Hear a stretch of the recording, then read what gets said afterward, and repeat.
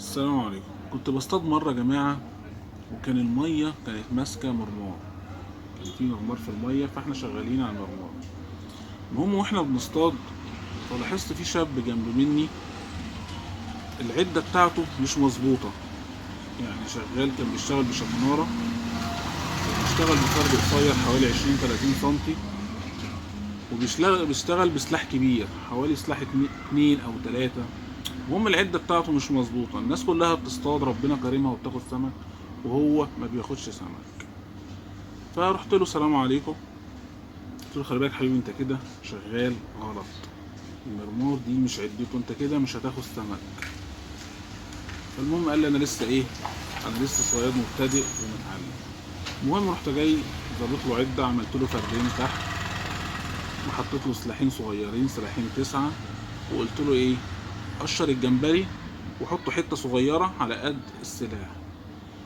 المهم رمى، ربنا كرمه، اخد سمك.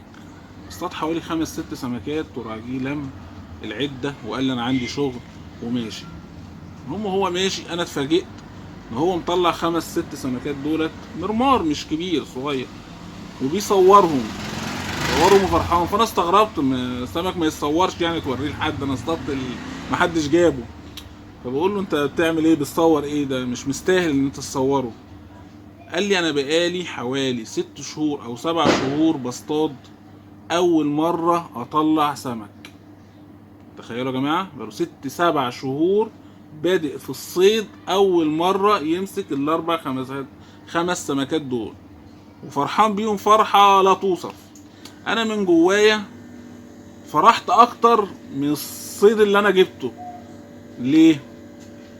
ده كل ما هيصطاد هيفتكر اللي انا عملته او عمل شبهه، جاب سمك، هيدعيلي، هقول ربنا يبارك له اللي علمني ازاي اصطاد.